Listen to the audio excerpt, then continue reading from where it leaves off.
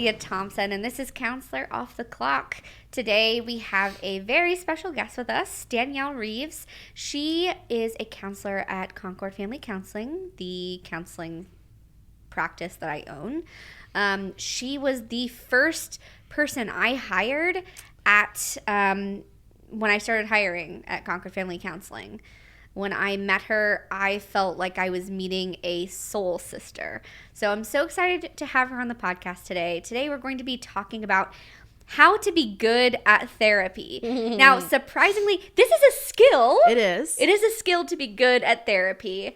But first, before we get into our topic, I wanted to ask a question I ask my clients a lot of times is, how are you? And they say, good. And I say, how are you really? And then we can actually get into it. So I'm just going to skip to, how are you really? I am good, and sometimes I'm not. You know what I mean? Yeah. Like, I feel good, and then, days are short, and it's hard some days, It's just hard to get out of bed some days because you're nice and snuggly.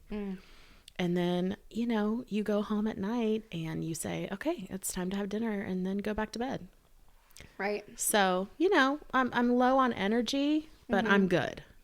Yeah, I think we both kind of showed up today pretty low on energy.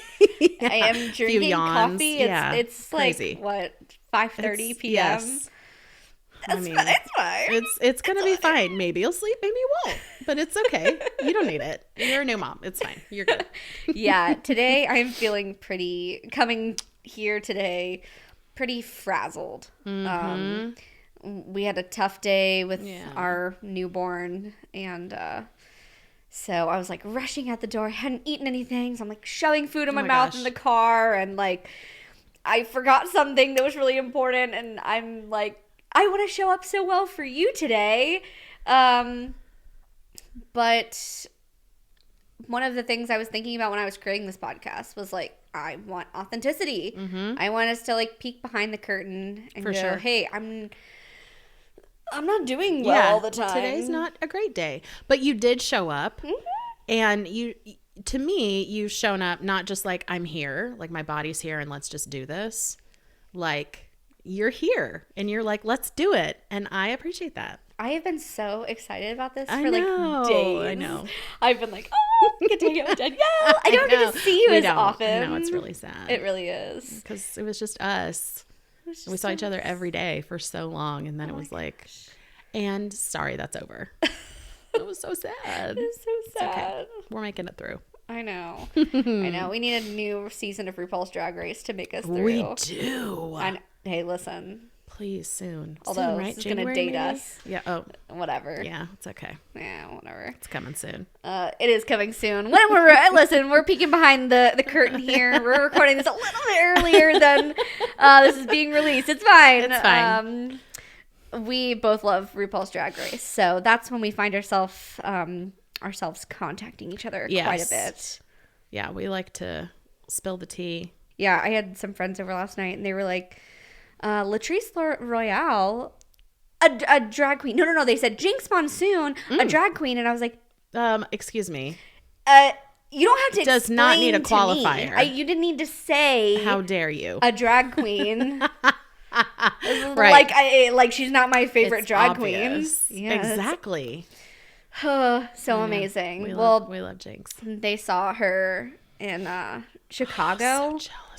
No way. Yeah. Oh, come on. I know. Was it like the most amazing? Yes. Yeah, of course it was. Yes, of course it is. So, have you read any good books or seen any good movies lately?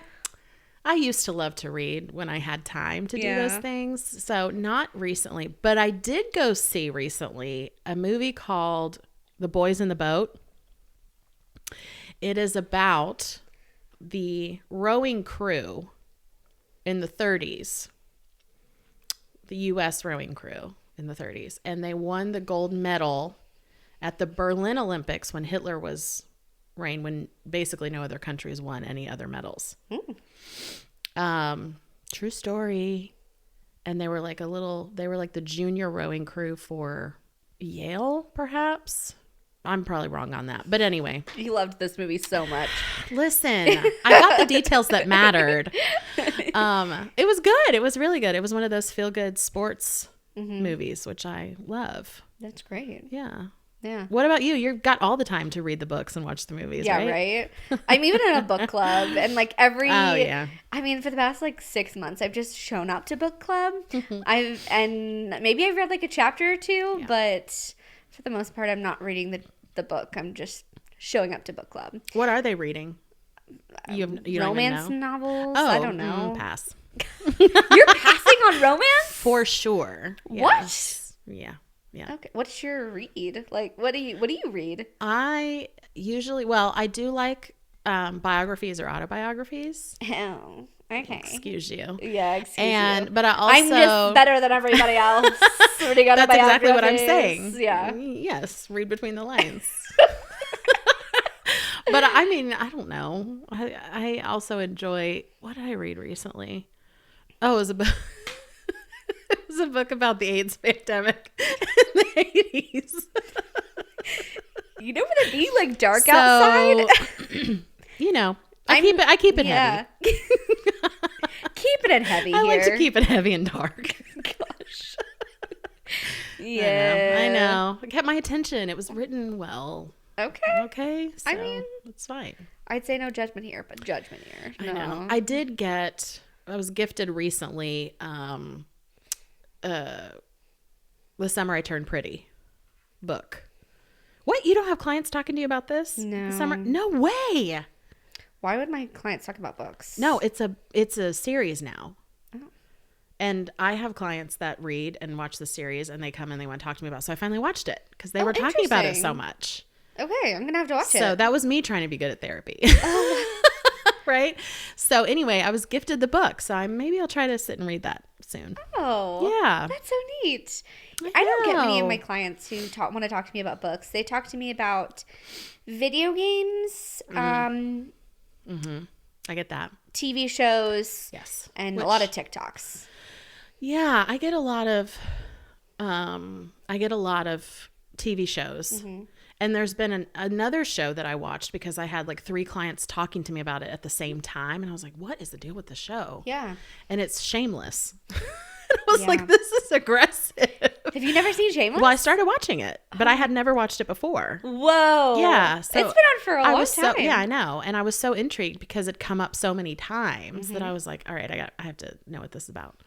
Yeah, I've had quite a few clients who have been like, here's who I am in Shameless. Right. This explains my family dynamic. And this is exactly why I watched it, because then I could say, okay, now that I've watched it, let's talk about it. Tell me what you're seeing. Wow. You know, and help me understand why you identify with it so well. I think so. It's been great. Media can be such a shorthand for sure in therapy when you're trying to explain your whole life. Not to like dip into this topic, but you know, like it can be a shorthand to explain to a therapist what my family is like or what my life is like to relate to a media. Yes. Yeah. Same with songs. Like every time someone's talking to me about an artist that they love, if it's someone I've not heard, I'm like, give me 3 songs that I should listen to. And then we'll talk about it. And I try to find stuff that I'm like, hey, I heard this the other day and it actually made me think of you. Listen to it and let's talk about it. And it's been really cool because I'm a big music person. So I've enjoyed being able to connect on those kinds of levels too. It's kind of fun. But, you know, I should be doing homework just like them. Yeah, that's true. So I try to fit those things in when I can. Yeah, I do think about clients. I do too. Especially seeing like watching TV shows and things like that, especially about families. I'm like, oh, this kind of reminds me of a client. And do you tell them later? Yeah, of course I do. And you see what it does to them. Yeah. To feel known. Yes, be like, I crossed your mind. Like, how many clients do you have? I can't believe that you thought about me. Like, and I remember as a client, when my therapist would say, oh, you know what? This made me think of you, or I've been meaning to tell you this. It just really makes you go like, whoa, okay, that's cool. You know? Yeah. So... But anyway. I live with all of my clients, you know, with me. It feels like their stories and their struggles. And so I can't, I mean, somewhat you separate yourself and somewhat you can't. You can't separate yourself. And so when you see something, it's like, oh, I have to send this TikTok to somebody. Yes. To a client. Well, and the reality is we might be on the outskirts of their lives and they're not really in ours, but we are like still part of. They are someone that we see on a regular basis, and we're not sharing things the same way we do with friends. I don't see them as a friend, but they are somebody, or they are people that are in my mind still. So why not tell them, Exactly. I mean, yeah. Yeah. To circle back to books, because I saw this TikTok, of course. Love it. I read this article, makes me sound a little smarter, that was basically talking about switching from reading self-help books to reading books for fun. Yep. And how freeing that is. And I can totally relate to reading a lot of self-help books. I don't know what I was necessarily like searching for, but I think I wanted to like arm myself with a lot of knowledge.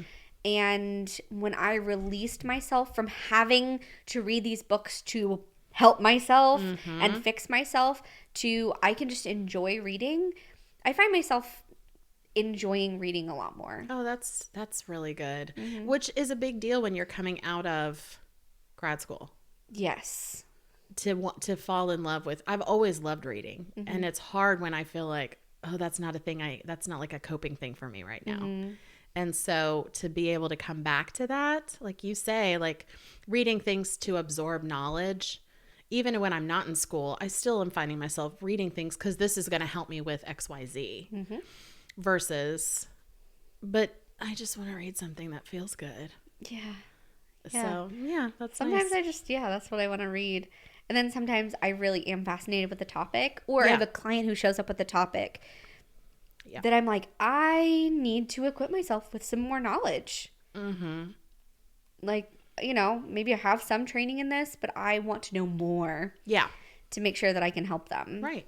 Did you hear, you probably did on TikTok, about the 3-year-old that woke up at 2 a.m. and went downstairs and opened all the presents under the tree on Christmas? I know this is like a holiday thing, but still. No. Yes. All of the presents. The whole family's gifts were opened under the tree.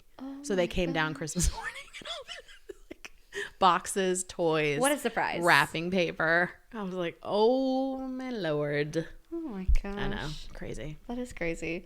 What is the weirdest thing on your For You page? Oh. Okay. I don't know why.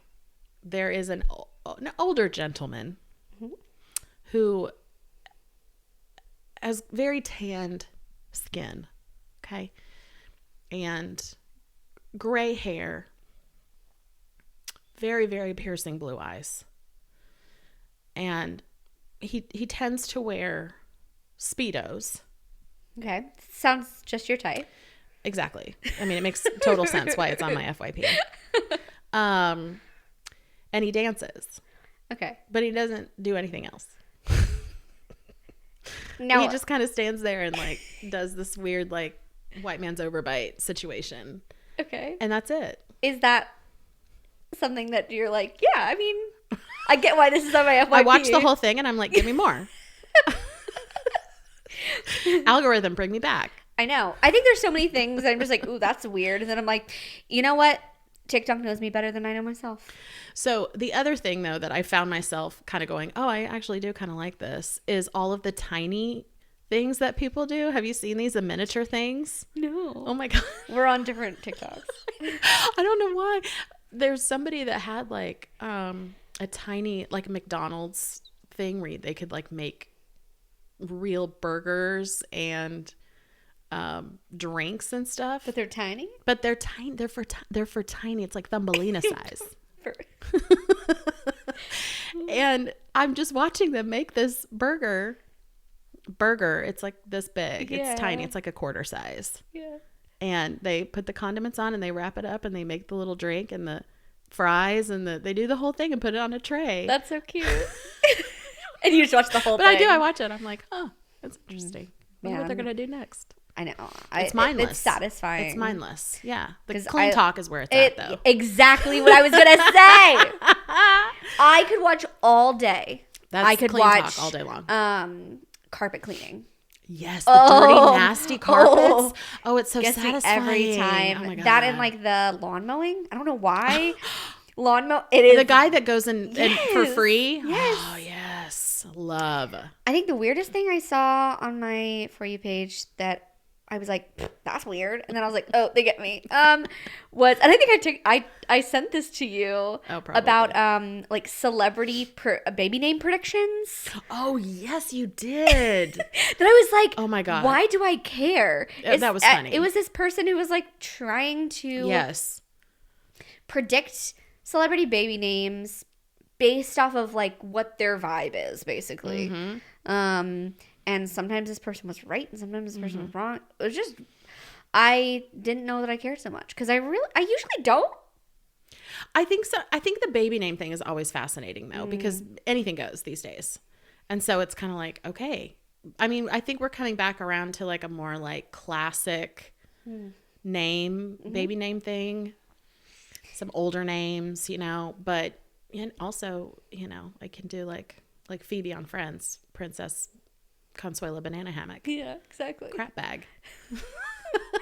Did you have a baby name that like when you were younger that you wanted to name a kid? I think mine was like always like Ashley. Like I was basic. I was like Ashley and Hannah are my baby doll names. Hey, no, I had a boy doll. Mm-hmm. And his name was Isaac. It's still Isaac. My nieces play with him, and they know his name is Isaac. So, any story behind that, or just Isaac? I just loved it. I just loved the name. I have no idea where it came from.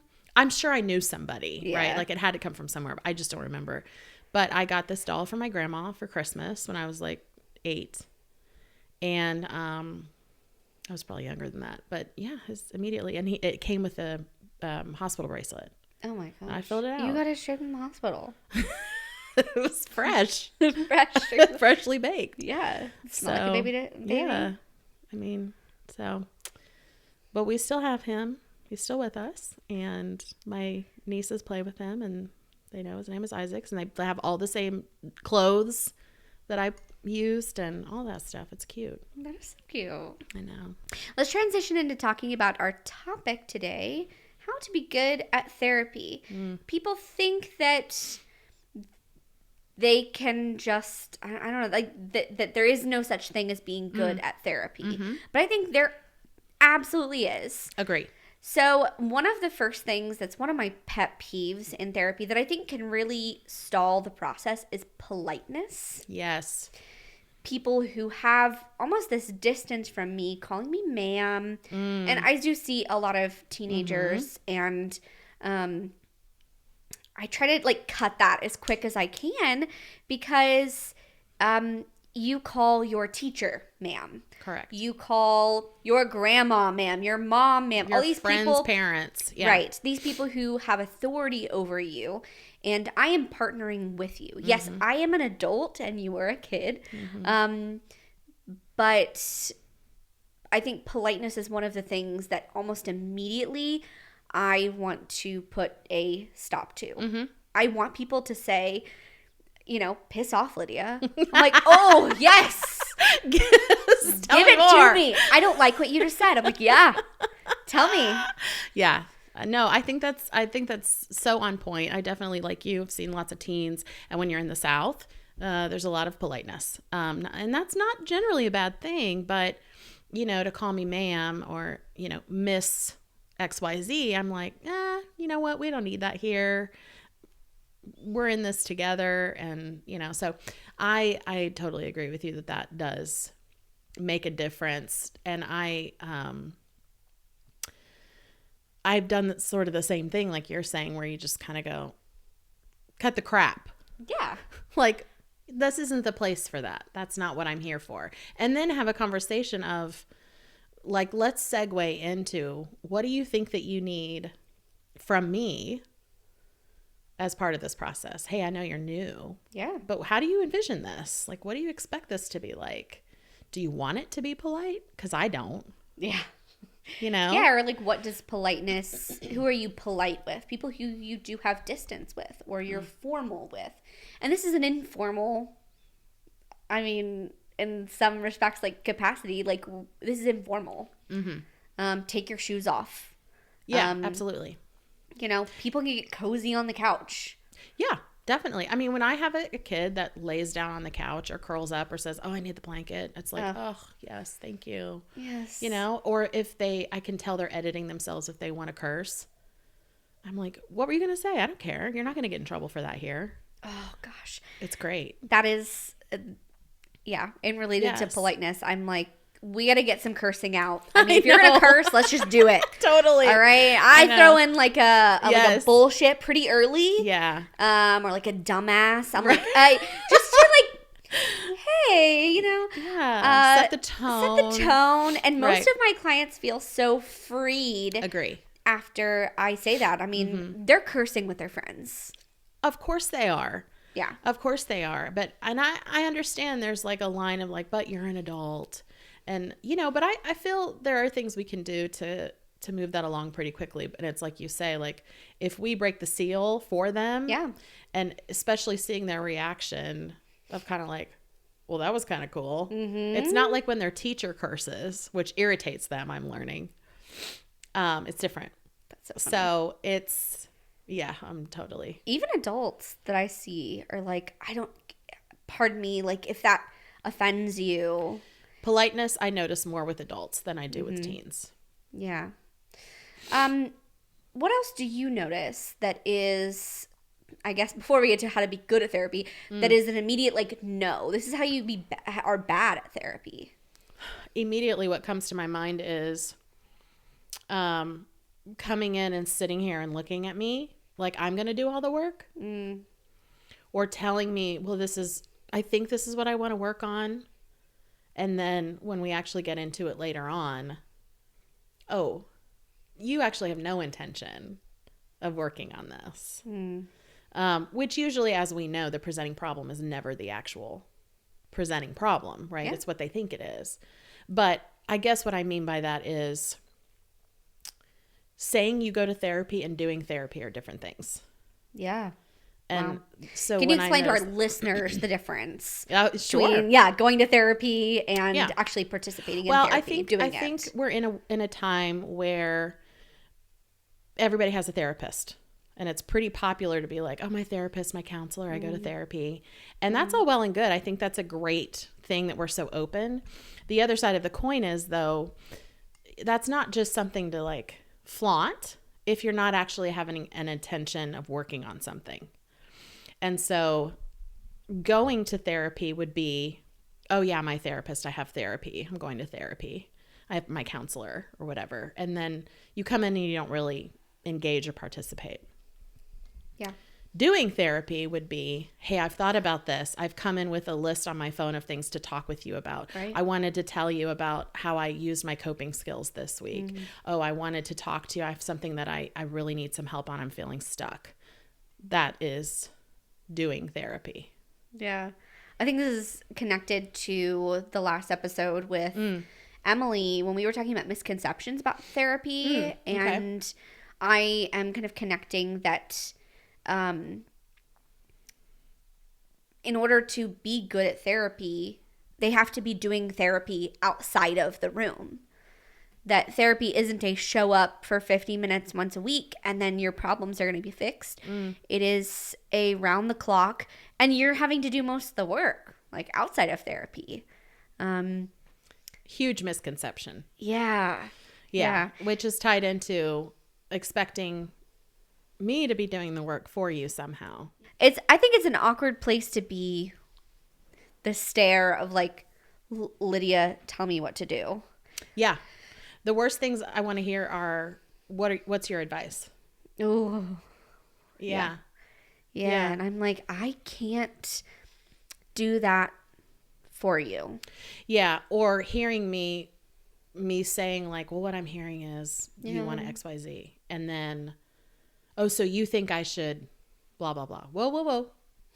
Wait. Let's back it up. No. Beep, beep, beep. Nope, that's because not it I've done that where I've given my advice, quote unquote advice, and then they come back the next week and they're like, I tried that and it didn't work, and I'm like, you suck. Wait, what did you think I said? I'm like, what? Yeah. Okay, but I was just an idea. Yep. It's just an idea. Like, and I think I don't have a wand here. Right. And I want to free people listening to this podcast too, that they don't always have to come in with a topic. And they don't say it again for those in the back. Yeah, don't always have to come in with a topic.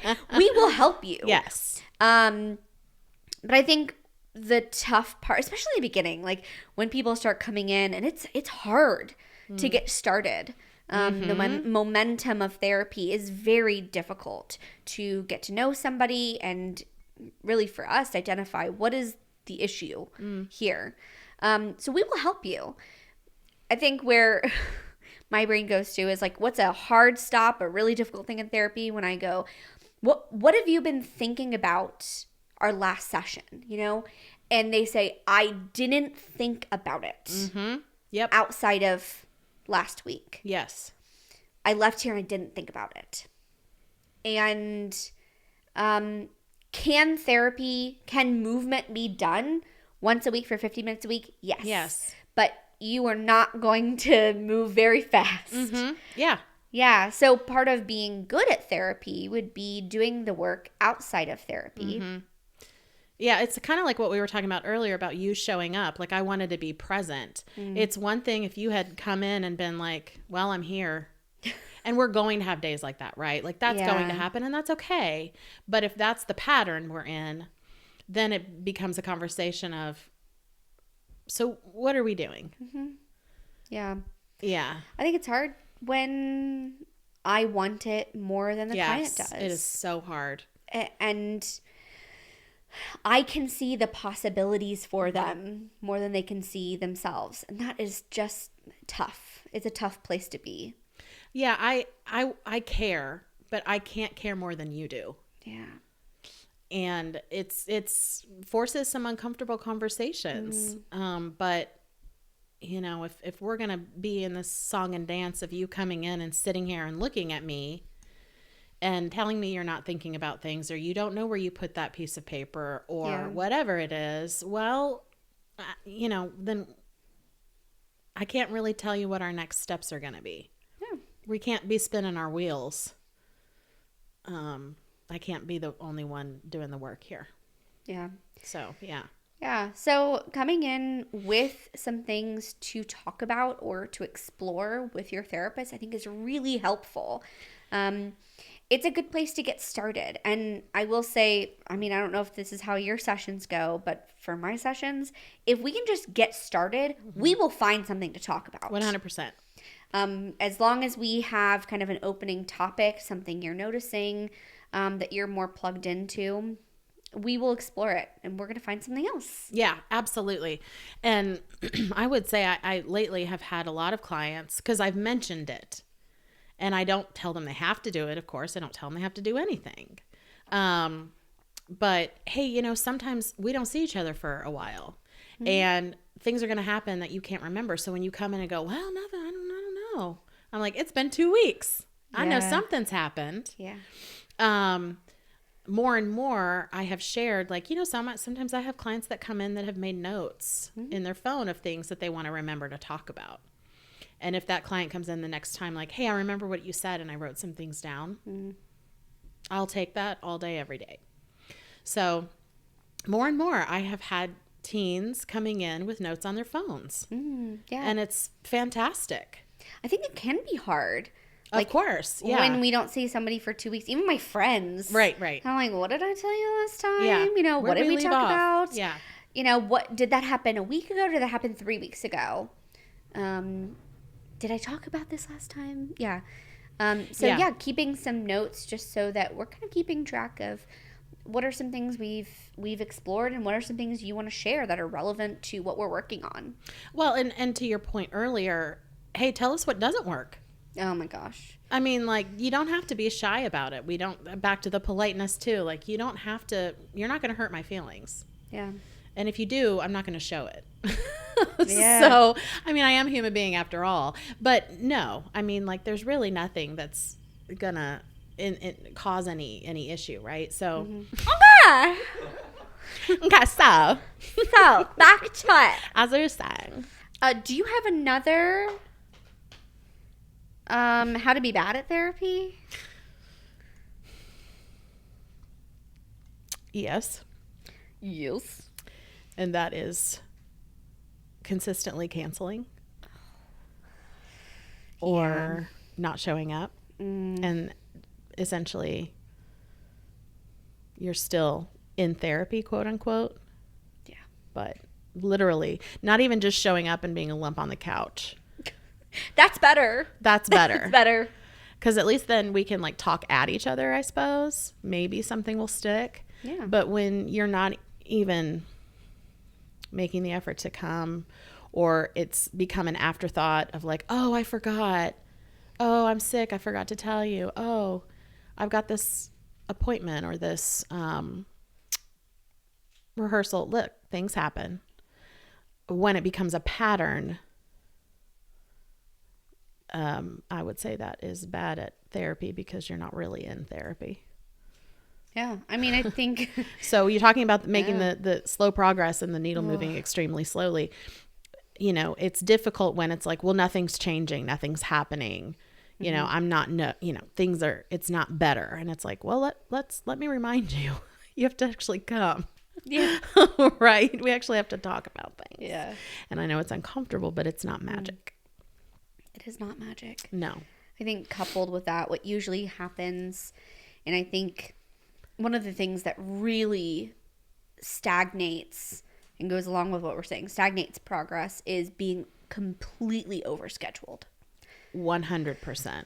Gosh, and that's we who see we that get a lot. the most cancellations from, because I totally understand. I mean, it's I've got rehearsals, I've got practices, I've got meetings, I've got kids, whatever it is, and making this a priority, right, is how you can be good at therapy. That's right. Prioritizing this and having space for it, because growth is slow, and there are ways to give space for growth, and there's not going to be much movement if you're constantly going from one thing to another, and then you're showing up here for 50 minutes and then you're going somewhere else for, it's like I try needing to use some space to think and feel. Yes. And practice things. Yes. I try to use the analogy of going to the gym.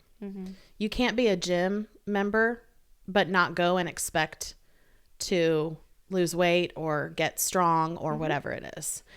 Therapy is the same thing. You can't say you're in therapy because you have a therapist and never go and expect your circumstances to change. Yeah. Yeah, absolutely. I love the gym analogy. I love the analogies, Yeah, because showing up, even if you half-ass get in the gym and walk on the treadmill for a little bit, that's okay. It's something. It is something, and it does move the needle, just slowly. Just slowly. And we're okay with slow progress as long as we keep at it. And consistently. Right. That's what we're pulling for. And we know that there's a lot of extenuating circumstances, but I'd say things are always going to happen.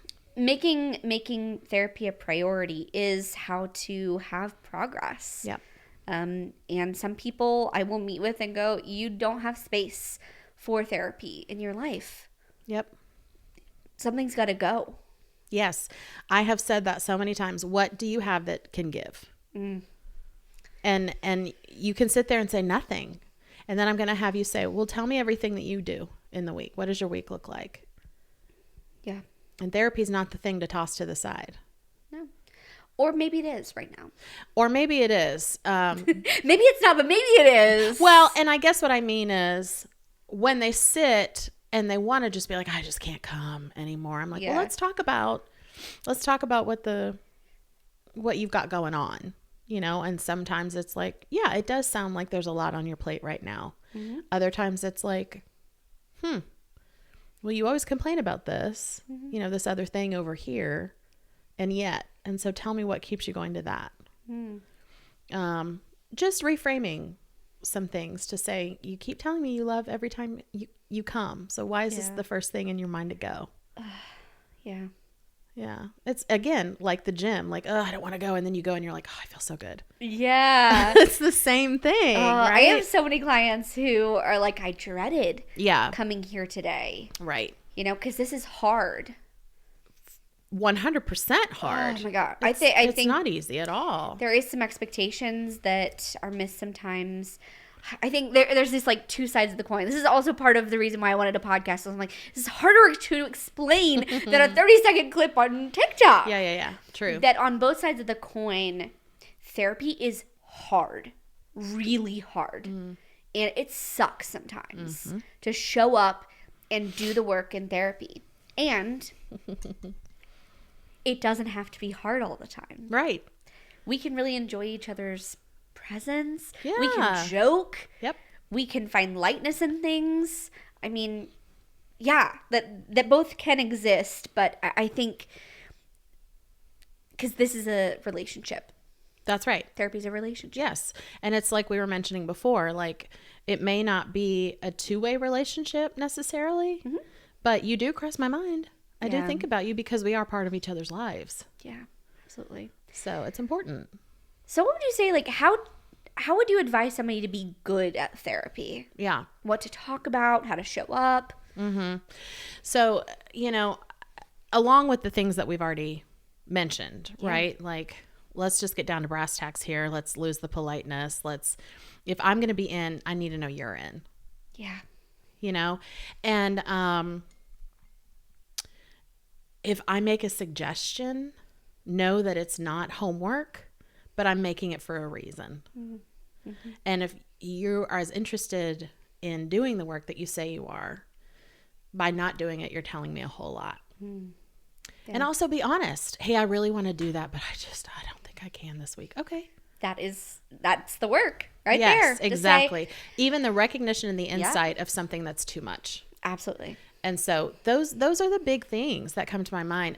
Again, to use an analogy, a lot of times I'll say to them like, hey, you've come here and your bed looks made, but if I pulled off that top cover, that flat sheet is going to be in a ball in the corner. There's going to be a pillow underneath there. There's going to be some socks, maybe some pajama bottoms, but you put the cover over top and smoothed it to make it seem like we're all good.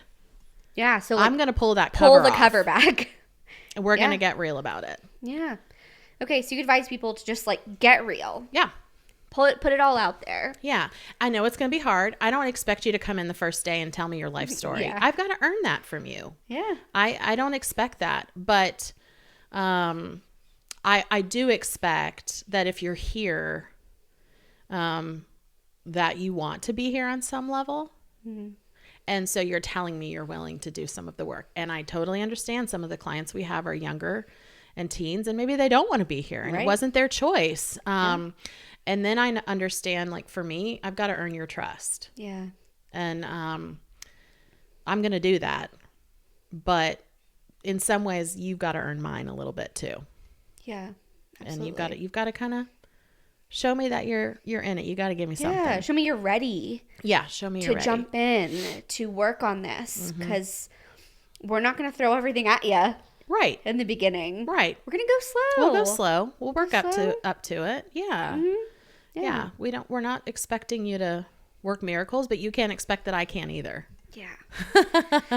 Yeah. I have a couple things I was thinking about when we thought about this topic. I advise people to talk about the thing they don't want to talk about. And that is a great place to start. And actually, I think that's how to be good at therapy. No, that's a really great point. Yeah. So sometimes when I'm like, we don't have anything to talk about, or we're talking in circles, I'm like, okay, what do you not want to talk about? Yeah, no, that's really great.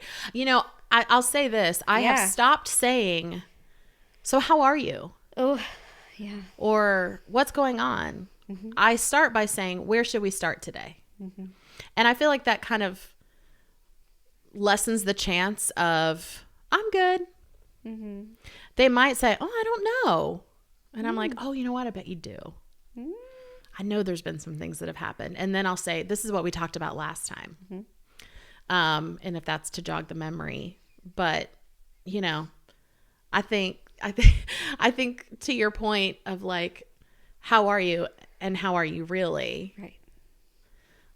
Yeah. I mean, like, let's push away all the... What are we hiding underneath the covers? Under the cover. Those are the dark places that we want to go to. Even if it's something small, like I didn't want to be here today. That's what I don't want to talk about, right?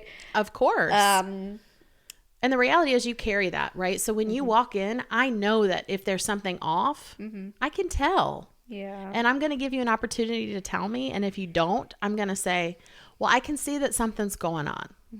So why don't we talk about that? Yeah. I think another thing I was thinking about along with this topic is too many details.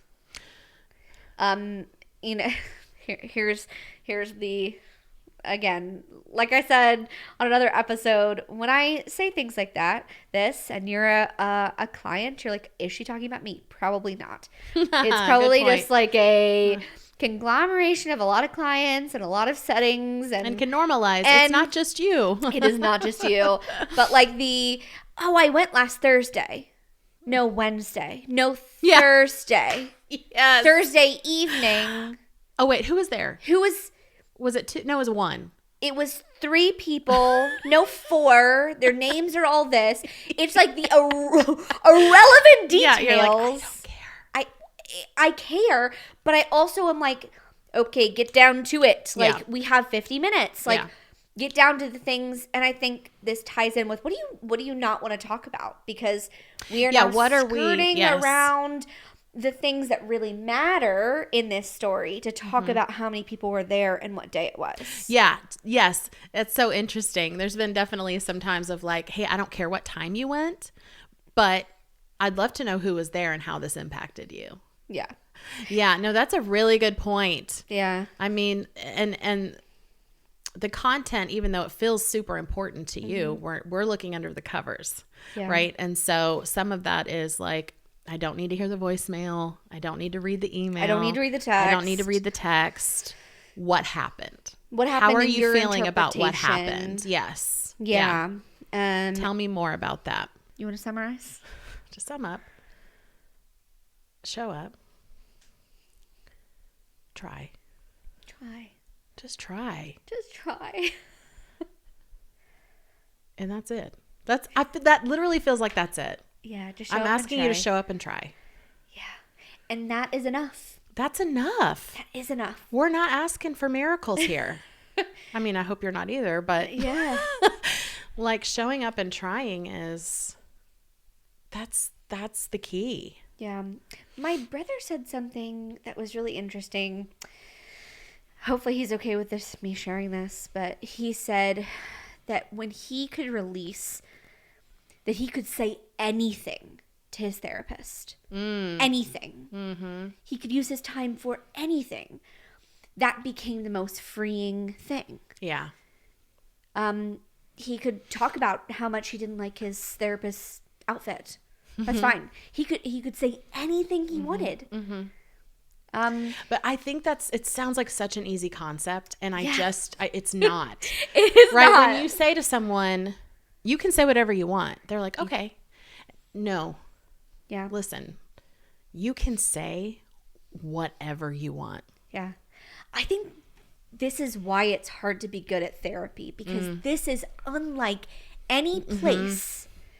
It is outside of every social convention that there is. That's such a good point. And so you have to learn to be good at therapy, just like you would have to learn to be good at school. What are the rules of school? You know, you have to sit down in a seat. You have to participate. You have to be quiet. You've got to raise your hand to go to the bathroom. You know, you can talk to your friends, but not too much. There's like some social things you have to figure out with school of how to behave. This is another space that you've most likely never been in. This is unlike your church, unlike your family dynamic, unlike with your best friend, unlike with your family, unlike with any other space you've been in. This is a new space with new rules. So show up and try, and we will guide you through. Yeah. Yeah. When you're learning this new and space. that's why I know that it can be hard at first, especially if you've never done it before, because it goes against everything you were raised. Yes. Being polite and behaving properly and all of these things, saying the right things. And, you know, there's been so many times I've had parents who are like, oh yeah, she's not afraid to speak up. And I'm like, great. Good. I love to hear that. I know sometimes that's hard as parents, But trust me, that is a good thing. Yeah. That's a good thing. It's a great thing. Yeah. Yeah. So that's what we're looking for. That's what we're looking for. When we are establishing this culture in our office, is you can say anything. And that is exciting. So let's talk about the thing you can't talk about anywhere else. And say the things you can't say anywhere else. Yeah. This is the place for that. This is the place. And you can leave it and walk away. Yeah. If you don't want to carry it with you, you know, part of our job is to be a container for you. So you can hand it to us and we'll carry it. Yeah. Yeah, it's beautiful. Yeah. I have been listening to Mike Birbiglia's podcast, Working It Out. Yeah, have you love listened to it? I've listened to some of it, yeah. Oh my gosh. So I'm going to steal that from him. Okay. And ask, what is the best piece of advice that you've ever been given that you actually use? Oh my gosh. I didn't warn you. You didn't warn me. And this is like a heavy question. Heavy question. In life in general? Yeah. It could be from your own therapist. It could be from a teacher, a parent. It's usually something simple, right? It could be anything. No, I know. But I mean, like, those are the things that usually come up. Yeah. You know, or like, because what's coming to me is I can't control what other people do. Okay. Honestly, is like. Who gave you that piece of advice? My grandma. Your grandma. Yep. Just, you know, you can't control what other people choose to do. We can only control what we do. And I feel like that's like on repeat Right. in this therapy space and in my life in general. And it's still something I'm learning. Yeah. I think that's a lifelong lesson, at least for me. I know that. And yet it's like, oh, I wish I could just, if only I could make them could do a little bit more. And it's not even just in the therapy space. I mean, I find that in my own personal life with people that I'm like, come on. What's yours? I don't know. Oh, excuse me. I do the asking. No, I believe I can turn the question back on you, ma'am. What is yours? Great question. See, now you know how it feels. You know, I maybe should have been thinking about this if I was going to ask it. Right. But I didn't. I don't know if I have anything like specifically somebody said to me or had a thought. Oh, I think we even talked about this in another episode of the pod. Well, great. Give me some fresh material. Yeah, no. That the goal of my life is not to be happy. Oh, that's great. Yeah. I love that. That was not said directly to you, but you... I can't, like, remember, Yeah. but I think it was, like, a conglomerate of a lot of different people saying things at a certain point in my life that I was like, oh. That's so good. I don't have to be happy and I don't have to live my life for other people. Yes. Because I'm the one doing it and living it. My life. It's my life. And so I get to do it how I want to do it. That's great. Yeah. I love that. And guess what? I'm not happy a lot of the time. Right. You know? Well, see, this is taking it back to clients, when I have clients who are like, I just want to be happy. I'm like, what does that mean? Yeah. Would it be okay if you were content? Yeah. Is that okay? And then it's like, well, I don't, but happy. Who told you had to be happy all the time? Who is happy all the time? Gosh, I certainly am not. No. And not if you're being real. I still, like you were saying, of like I'm still learning it, but I still feel the pressure to be happy all the time. Whether it's from society or my family or whoever, or even my own sense of like internal pressure that like I have a new baby, I should be happy. And it's like I am content or I am present. But there's a lot of other stuff going on. And when I release that goal of like, I have to be happy, I actually am more happy. Well, and the other side of the coin is we talk a lot about emotions. Yeah. We also know we hold more than one emotion at a time. I can be happy and overwhelmed. Yeah. I can be generally happy in my life and super frustrated. Like, that's what being a human being is. Yeah. So you can say, I just want to be happy. And what else? sometimes being happy is completely inappropriate. Correct. Does not overrated. Match. It is overrated. I mean, I think being happy is overrated. well, and it's like, how do you get, it's just, so it's a vague. Yeah. Like happiness looks differently for everybody. My mug literally says hello happiness. I didn't even know that. Yeah. That's amazing. I know. I was like, oh. And you match, I just realized, pink, pink, pink. Pink, pink, pink, pink, pink, Look pink. at you. You match Barb over there. Ah, Barb. We got our Squishmallows. Squishmallow. All of us are like obsessed with Squishmallows. Well, obviously. I mean, I have clients that come in and hold her and like, she's, you know, she helps them. She's like the therapy dog. The therapy dog that we don't have to feed. Exactly. Yeah, exactly. Have to feed her, walk her, bathe her, no water, nothing. Nothing. She's totally self-sufficient. Oh, great. Well, great. Well, great. Good story, Danielle. Anyway. Yeah. Thank you so much for being on the podcast I loved today. being here today. Thank you for the invitation. Oh my gosh. I would talk to you anytime. I know. We could do this for days and on days end. and nights and days and nights. It's fine. We'll probably do it again. Yeah. Well, thank you for joining us today. This was Counselor Off the Clock. I'm Lydia Thompson. Follow us on social media at... We haven't set it up yet. Follow us. Insert name here. Insert name here. I'm sure it's in the description where to follow us. Just look it up yourselves. Look it up. Figure it out. Don't make me work harder I'm tired. than you're willing to work. Yeah, exactly. We can lead a horse to water, you guys. And on Spotify, you can leave a comment or question. So if there is something that you want us to talk about on the podcast, love it. Therapy related or non-therapy related, great. I would love to hear That's great. it. We would love to hear from you. Like and subscribe. Like and subscribe. Do we have a tagline? That should be it. Honestly. Did we find it? That should be great. That's fine. That's We don't amazing. have it. Oh Okay. my gosh. I think we're good. Oh, and No. this was also Danielle Reeves. Yep. That's me. And did you just wave to my camera? I did. You're like, this. hey. I did. I'll tell all the paparazzi Let out me there. turn. I'm Hello. a good angle. I Yeah. don't think I have one of those, but okay. It's my good side. Yeah.